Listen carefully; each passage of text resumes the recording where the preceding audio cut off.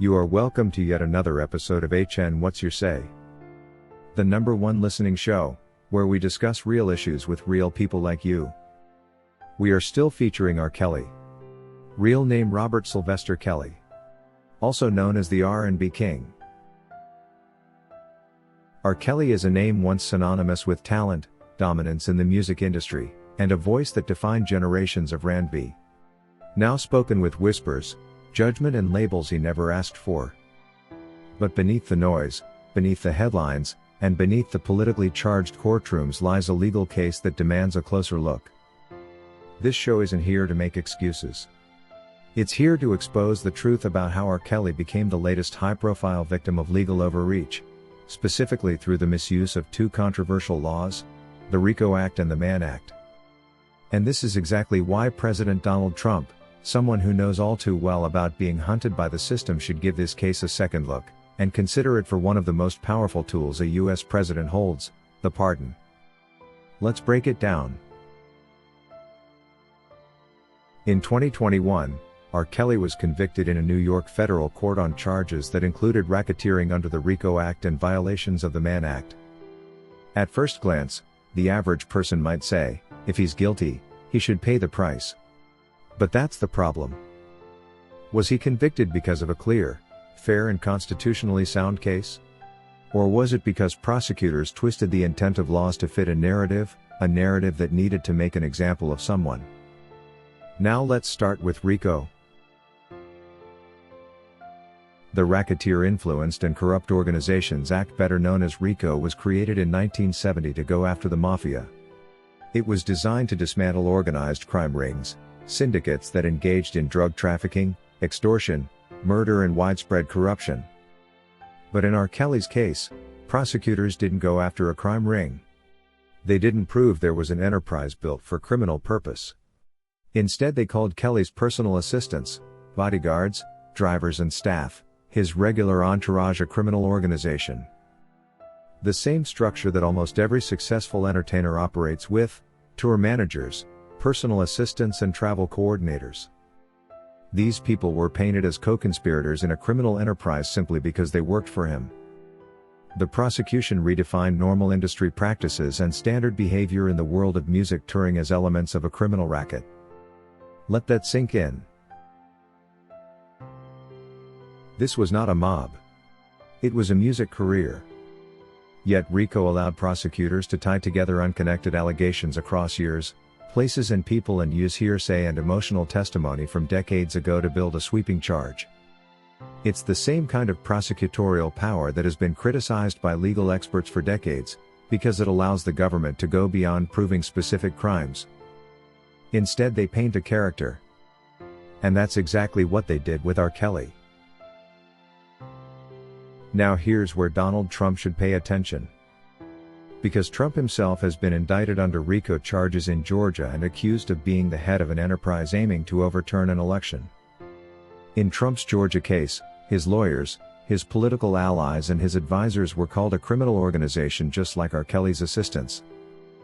The exact same playbook. If prosecutors can turn regular business or legal activity into racketeering, then the law no longer protects citizens. It hunts them down. That's why Trump, more than any other political figure in our time, should understand the threat this poses. If it can happen to a singer, if it can happen to a former president, then who's next? By pardoning R. Kelly, Trump wouldn't just be freeing one man.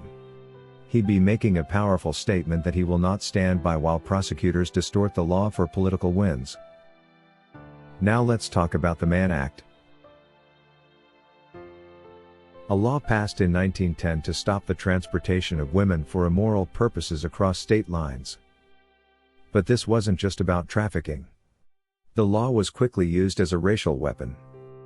Famous black men like Jack Johnson, the heavyweight boxing champion, were targeted under the Mann Act for interracial relationships. Chuck Berry faced the same fate. The law has a shameful legacy, being used to destroy successful black entertainers whose private lives offended the racialized morality of the day. In fact, Donald Trump did take some action against this rather draconian law when he pardoned Jack Johnson even in his death. Fast forward to R. Kelly. In his case, The Mann Act was used to criminalize relationships with women who traveled across state lines, often willingly, sometimes with their own parents' involvement. The government argued that their travel in hindsight served an immoral purpose. But what does that mean? Who defines immoral? And how can someone be punished for actions that were not illegal at the time, simply because a prosecutor later calls them immoral? This law was never meant to criminalize consensual relationships between adults, or any travel made by women with agency. It was never meant to prosecute a man for decisions made by others to travel with him or meet him in another state. And yet here we are. It's the same government overreach we are dealing with. The same manipulation of vague language.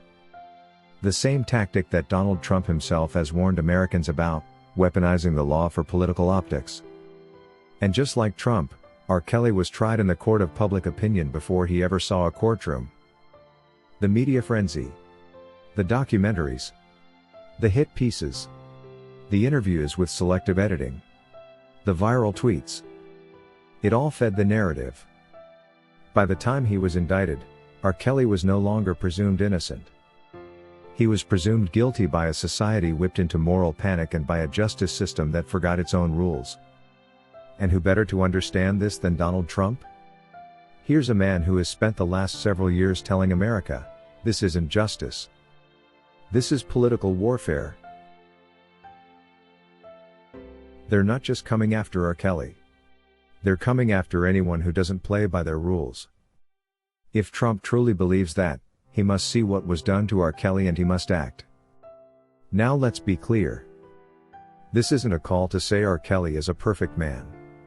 No one is. But the issue here is not about perfection. It's about prosecution and whether the government followed the law or twisted it. R. Kelly was given a 30-year sentence. Longer than some murderers. Longer than many white-collar criminals who defrauded thousands. Longer than predators who had far more victims and far clearer evidence. Why? Because they didn't just punish the man. They punished the symbol. They punished the story. They used laws that were never meant for this purpose. They broadened the definitions. They made emotional arguments. They stacked testimony from people who got immunity in exchange for what the prosecution wanted to hear. Well, that's not justice. That's bad politics dressed in a legal robe. And that's exactly the kind of system Donald Trump says he's fighting. So the question becomes, will he? Will he show America that he's willing to stand by those who have been railroaded by the same forces that target him and pardon R. Kelly? Will he demonstrate that the pardon power isn't just for allies and insiders but also for those caught in the crossfire of a broken justice machine? Will he take a bold step, knowing the media will attack him for it but history might thank him? Because if there was ever a case that mirrors Trump's claims of legal abuse, it's this one against R. Kelly. And if there was ever a moment for him to say enough, it's now. R. Kelly isn't just a man in a cell. He's a man who lost everything. His voice. His freedom. His rights. His name, and he may never regain it all. All to the government misuse of its power. But what he deserves now is not more silence. He deserves a real shot at total redemption. He deserves another shot at fairness and truth. And Trump, more than any other figure in modern American politics, has the platform, the power and the personal reason to make that happen.